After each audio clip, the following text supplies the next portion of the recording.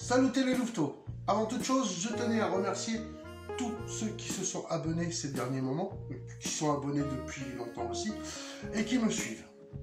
Et aussi, je dois le dire, ça me fait chaud au cœur parce que franchement, ça fait vachement plaisir. Tous ceux qui mettent des commentaires et qui m'encouragent à continuer. J'ai eu certains commentaires dernièrement, ça m'a vraiment reboosté parce que vous savez que c'est pas toujours facile de faire des vidéos et puis de les mettre sur YouTube, c'est quand même beaucoup de temps. C'est un investissement, hein. Croyez-le ou non, c'est un investissement par rapport au temps surtout. Donc voilà, je tenais à vous remercier tous ceux qui like, tous ceux qui commentent, tous ceux qui partagent, que ce soit sur Facebook, sur Instagram ou sur YouTube, bien sûr. Donc voilà, grand merci à vous. Donc alors ce soir, pour en revenir à la recette quand même, parce qu'on est là pour ça, on va préparer ensemble des nems, puisque c'était il n'y a pas longtemps le nouvel an chinois.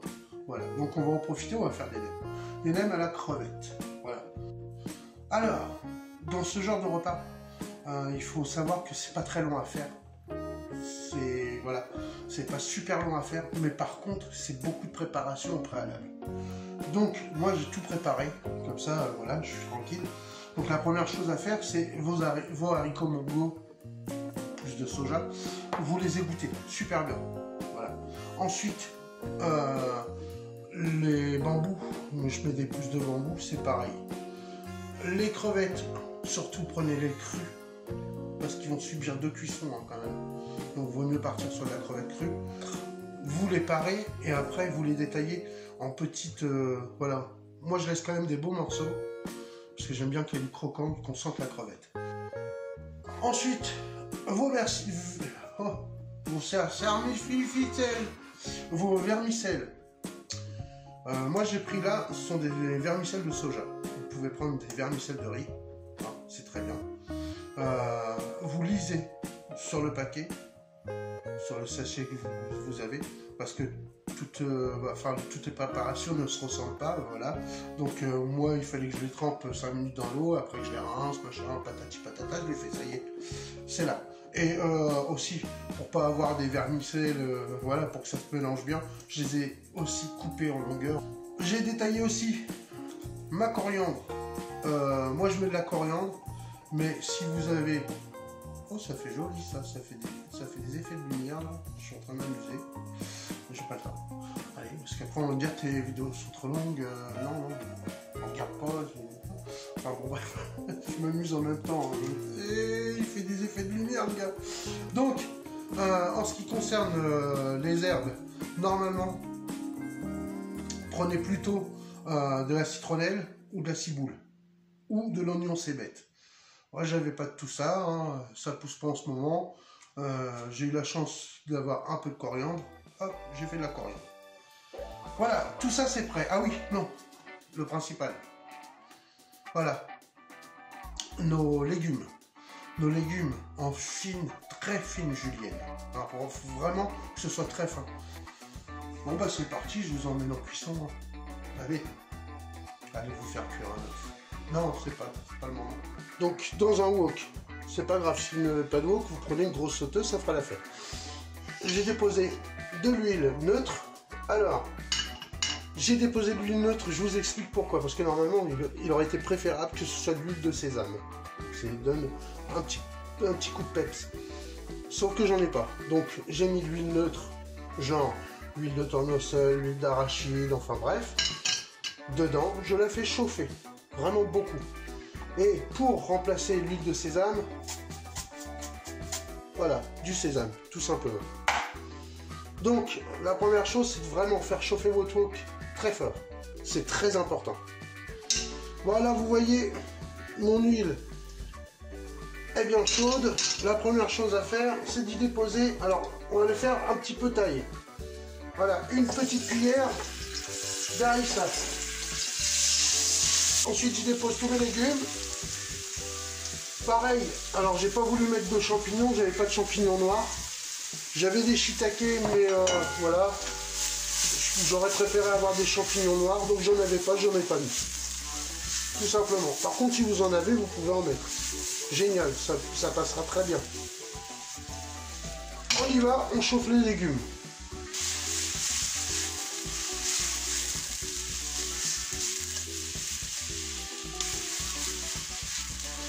Donc quand ils ont commencé à réduire d'un quart, hop, un quart ça fait gros quand même. On va dire un bus, non on va dire, non un quart c'est bien. Hop, un petit peu d'haricots mongo.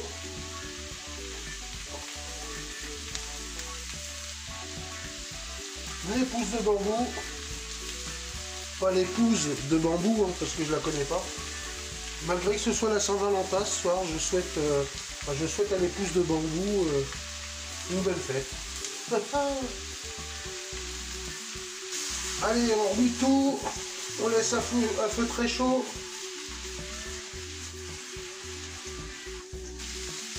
Allez, à ce moment-là, quand on arrive à une petite réduction, hop, une cuillère de gingembre.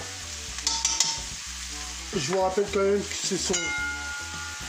On va le faire façon taille, hein, donc un peu plus pimenté que d'habitude. Enfin, plus épicé quoi. Une cuillère de curry, ou deux même. On laisse pas tout tomber dedans non plus. Hein. Et hop.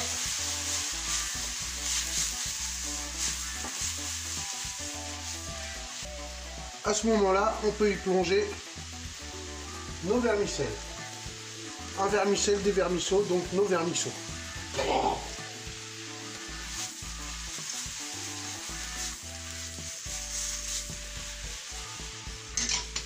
On laisse encore à feu très vif.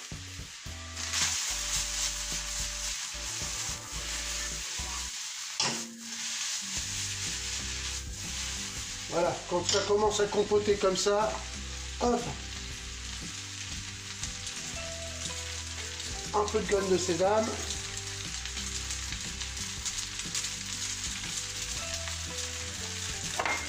On mélange bien pour que les graines torréfient un peu. Voilà. Et ensuite de la sauce soja.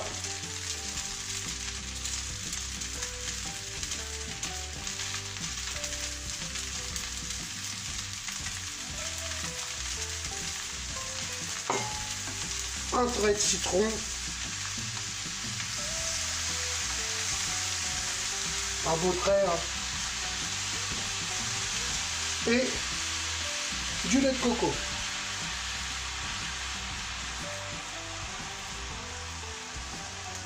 Voilà.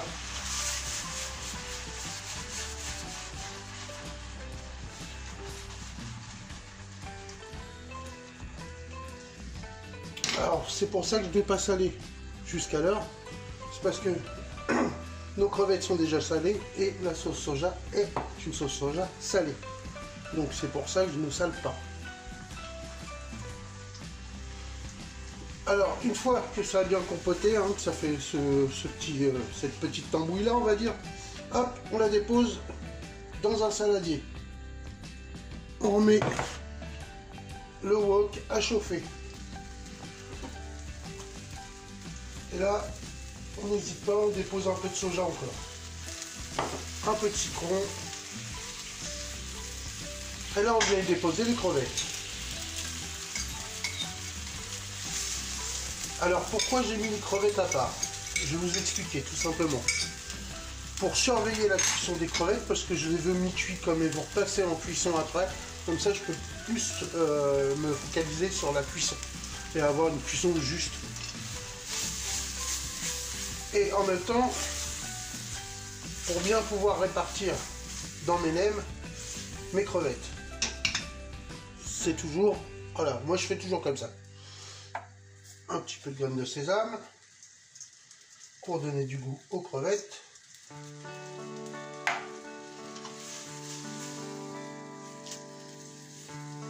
Voilà, par contre là je réépice pas puisque les légumes sont assez épicés. Dès qu'elles deviennent roses, hop, on les coupe. Hein. Enfin, on les a coupés avant. Enfin, vous m'avez compris quoi. Non mais, je tenais à dire quand même quoi. Si vous me laissez plus parler, je fais comment moi maintenant?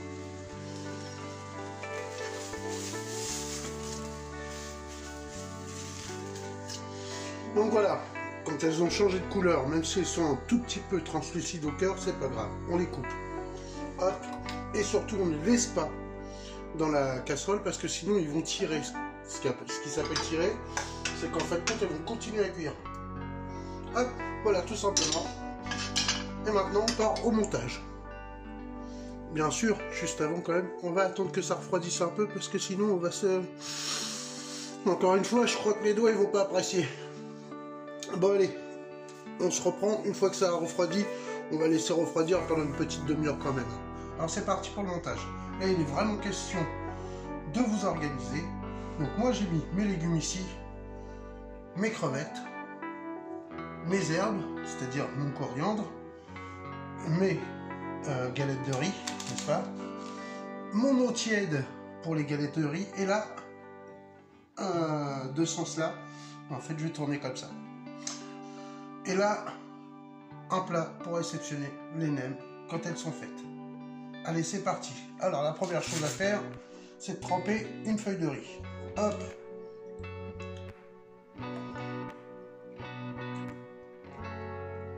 On vient tremper la feuille de riz. On attend qu'elle s'assouplisse. Alors, il y a un moment où ça va très vite, où elle s'assouplit vraiment très vite. Voilà. On l'égoutte bien. On la pose. On vient y déposer un peu d'herbe en haut. Voilà. On y met un peu de légumes qu'on étale.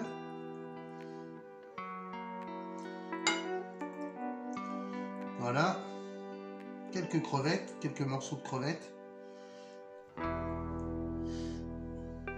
3-4. Le premier rabat, c'est celui du haut. On serre, on commence à tourner, hop, et là on vient et on replie les bords. Alors j'espère que vous verrez suffisamment la technique. Hop, et là on roule. En serrant un peu, légèrement, pas trop pour pas que ça craque. Et voilà, vous avez une jolie nem. Un ou une nem, je ne me rappelle plus. Enfin voilà, vous avez de la nem. On dépose dans l'assiette et on réitère l'opération. Alors, je vous refais voir la technique. Ça me semble important quand même. Hop, surtout bien l'étaler sur votre plan. Voilà. Alors là, si vous êtes rapide à faire vos montages, hop, vous laissez tremper votre feuille en attendant de faire celle-là. Pourquoi? Tout simplement parce que vous avez gagné du temps. C'est pour vous faire un gain de temps. Comme ça, elle va s'humecter le temps que vous fassiez votre montage.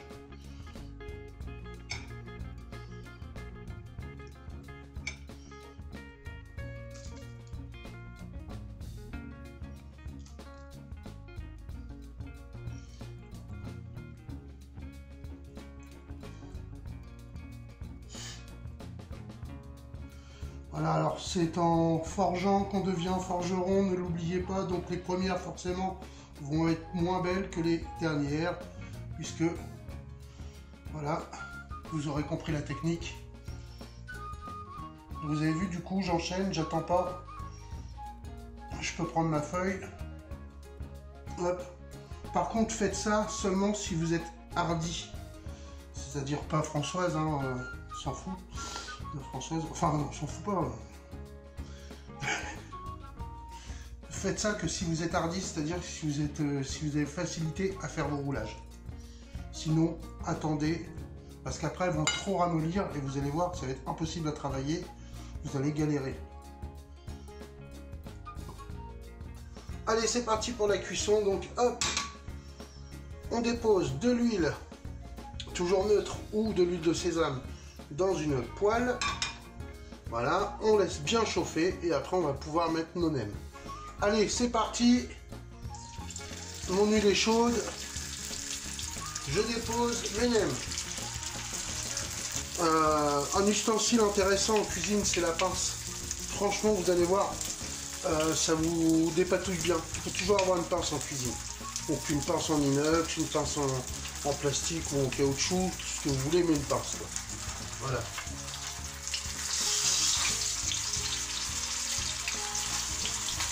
Alors vous la retournez surtout sans les pincer trop fort, parce que sinon elles éclatent.